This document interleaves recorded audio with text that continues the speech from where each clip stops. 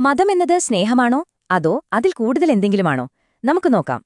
പ്രവാചകൻ മുഹമ്മദ് ഒരിക്കൽ ചോദിച്ചു, മതം സ്നേഹമല്ലാതെ മറ്റെന്താണ്? ശരിക്കും എന്താണിതിനർത്ഥം?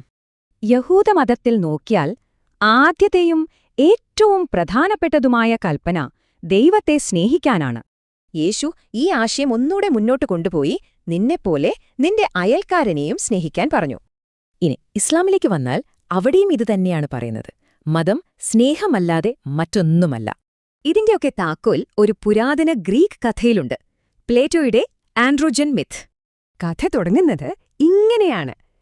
പണ്ട് മനുഷ്യന്റെ പ്രകൃതം ഇന്നത്തേതുപോലെ ആയിരുന്നില്ല. അന്നൊക്കെ 2 അല്ല 3 തരം ലിംഗങ്ങളുണ്ടായിരുന്നു: പുരുഷൻ, സ്ത്രീ, പിന്നെ രണ്ടും ചേർന്ന ആൻഡ്രോജനസ്. ഇവർക്ക് 4 കൈകളും 4 കാലുകളും 2 മുഖങ്ങളുമുണ്ടായിരുന്നു. ഭയങ്കര ശക്തിയുള്ളവർ. അവരുടെ ശക്തി കൂടിയപ്പോ അവർ ദേവന്മാരെ വരെ ആക്രമിക്കാൻ ധൈര്യപ്പെട്ടു. പിന്നെന്തു ചെയ്യും? അവരെ നശിപ്പിച്ചാൽ ആരാധന നിലയ്ക്കും. അപ്പോ സ്യൂസ് ഒരു പ്ലാനിട്ടു, അവരെ ദുർബലരാക്കുക. സൂസ് ഓരോ മനുഷ്യനെയും നടുവേ മുറിച്ചു, അച്ചാറിടാൻ ആപ്പിൾ മുറിക്കുന്നതുപോലെ.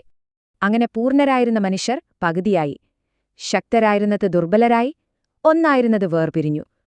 അതോടെ ഓരോ പകുതിയും തന്റെ മറ്റേ പകുതിയെ തേടി അലയാൻ തുടങ്ങി, ഒന്നായി ചേരാൻ കൊതിച്ചു. നമ്മുടെ മറ്റേ പകുതി അഥവാ സോൾമേറ്റ് എന്ന ആശയം വരുന്നത് ഈ കഥയിൽ നിന്നാണ്. ഈ ആഗ്രഹം വെറുമൊരു ശാരീരികമായ ഒന്നായിരുന്നില്ല, വീണ്ടും പൂർണ്ണമാകാനുള്ള ഒരു തീവ്രമായ തേട്ടമായിരുന്നു. 2 സുഹൃത്തുക്കൾ, 2 ശരീരങ്ങളായ ഒരൊറ്റ ആത്മാവാണെന്ന് ഇമാം അലി പറഞ്ഞത് ഓർമ്മയില്ലേ? ഇനി ഈ ആശയം നമുക്ക് കുറച്ചുകൂടി വലുതായി ചിന്തിക്കാം. മനുഷ്യരാശി മുഴുവൻ ഒന്നായിരുന്നെങ്കിലോ? ഇവിടെയാണ് മനുഷ്യന്റെ ഏറ്റവും വലിയ പ്രശ്നം വരുന്നത്: സ്വാർത്ഥത. നമ്മളെല്ലാം വേറെ വേറെയാണെന്നുള്ള തോന്നല്.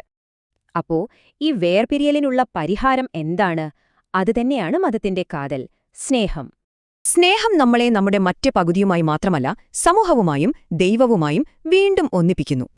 അപ്പോ സ്നേഹം നമ്മുടെ മറ്റേ പകുതിയെ കണ്ടെത്തലാണെങ്കിൽ മനുഷ്യരാശി ഒന്നായാൽ എന്തായിരിക്കും സംഭവിക്കുക?